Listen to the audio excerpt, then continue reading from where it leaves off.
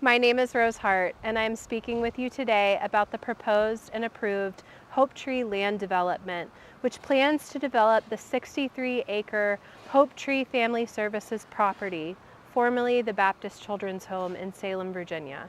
Presently, approximately only 16 residents live on Hope Tree Family Services campus. When City Council approved changing the zoning for Hope Tree to convert zoning from residential single-family to PUD, planned unit development, they gave the developers the unrestricted ability to build 340 dwelling units and over 50,000 square feet of commercial space. Over 88% of the residents in the surrounding neighborhoods are vehemently opposed to this change in zoning. Please continue to watch this video and learn how you can help make a difference in supporting our legal efforts to fight City Hall and how your vote can make a difference on November 5th. You are currently looking at Hope Tree property, which is operated by Hope Tree Family Services. I grew up on Mount Vernon Avenue, across from the entrance to Hope Tree property where I am standing today. I have fond memories, as do many Salem residents, of the pasture land with horses, playing sports on one of the several ball fields used by Salem citizens, and fishing in the pond during the summer. This is 63 acres of one of the most beautiful green spaces remaining in Salem today.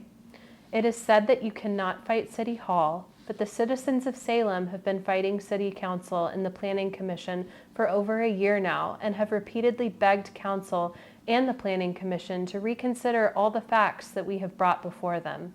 However, Council members Randy Foley, Bill Jones, and Mayor Renee Turk continued to vote yes to approve the rezoning on June 24, 2024. Resulting in a 3-2 vote in favor of rezoning.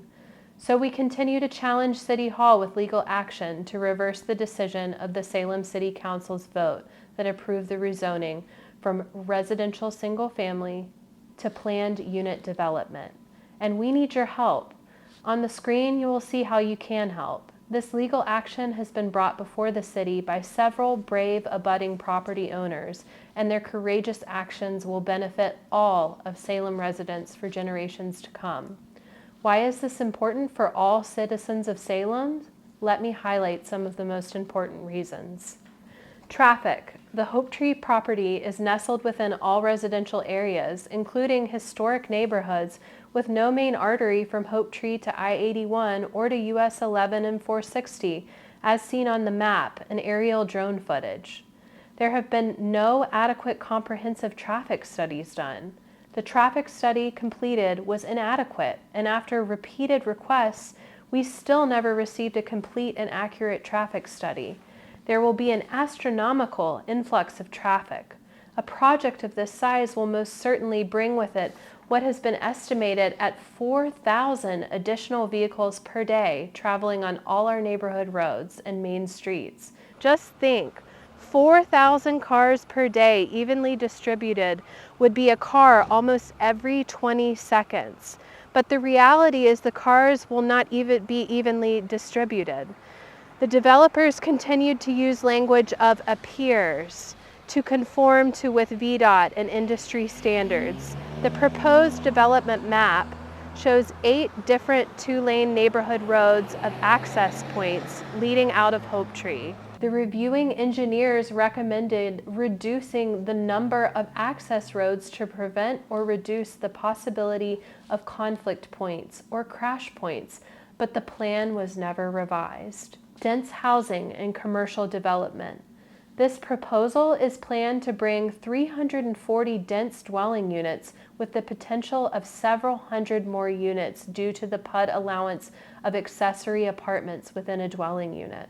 The plan includes mixed commercial spaces such as a hotel, coffee shop, laboratories, banks, and many other commercial businesses.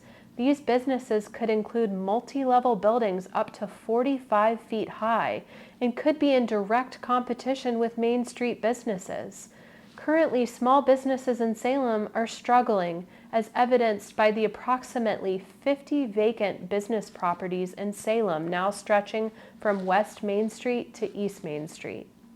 Additional infrastructure and traffic impacts. What will be the impact of all this traffic on our roadways? including a decade of construction traffic.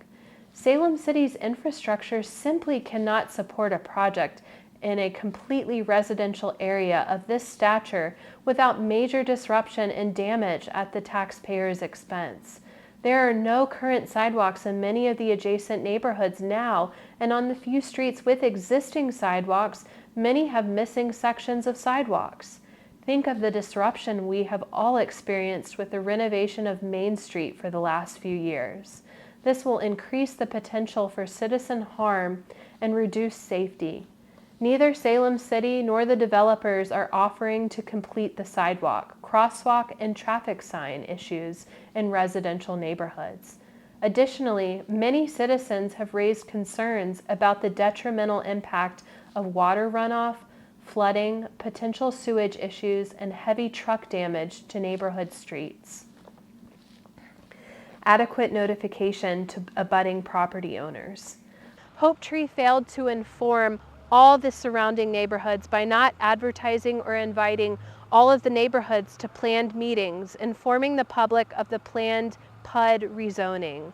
Neither the city nor Hope Tree followed the required city's code to inform the neighbors and the public of the plan to rezone the property, but yet continued to work behind the scenes with city officials. Preserving green space in existing historical structures. The developers say they will preserve creeks and ponds as practical. What does that mean? Practical if it doesn't restrict development? Hope Tree will retain roughly 25 acres of the 63, but will have the legal right to sell to a developer in the future. So is this green space really protected? Why is Hope Tree rezoning this portion of property if they are planning to retain the green space? Please consider our community's future for Salem by defeating this high-density project that is in the wrong location. All surrounding neighborhoods currently are RSF. Hope Tree and current comp plan is designated RSF, and Salem's own future land use map in that current comp plan designated this acreage as RSF. The city and mayor are wrong that the comp plan supports PUD development on this particular property. Thus, this project is in direct conflict with the current comprehensive plan. Why are we destroying 63 acres of green space for the benefit of corporate profits? As for the existing historical buildings on the Hope Tree campus, developers have stated that they envision preserving as many of the original structures as possible. How is envision binding?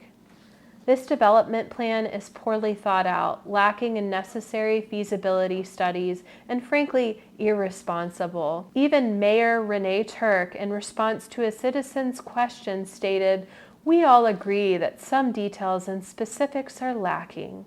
The developers and Hope Tree officials have consistently used the word appears, and the intent is to preserve, envisions, to the extent that is practical, and other uses of vague language throughout the plan.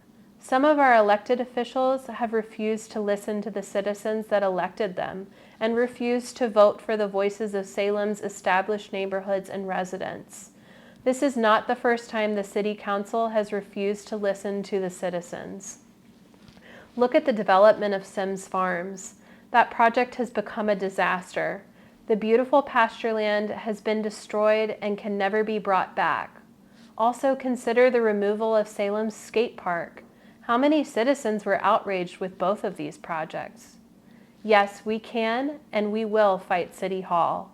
All of the citizens of Salem do have a voice. There are two ways that you can help.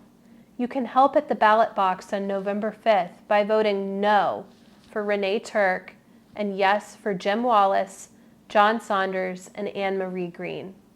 A note of praise to Council members Jim Wallace, Vice Mayor, and Hunter Holliday, who repeatedly objected and voted no to rezoning.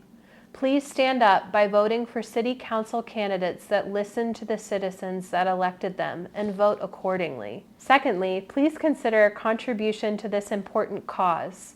We need your financial assistance, no matter the size of contribution. Simply send a check and save the 2.9% GoFundMe fee that we are charged, or click on the QR code for the GoFundMe account to donate. Thank you for your generosity and support.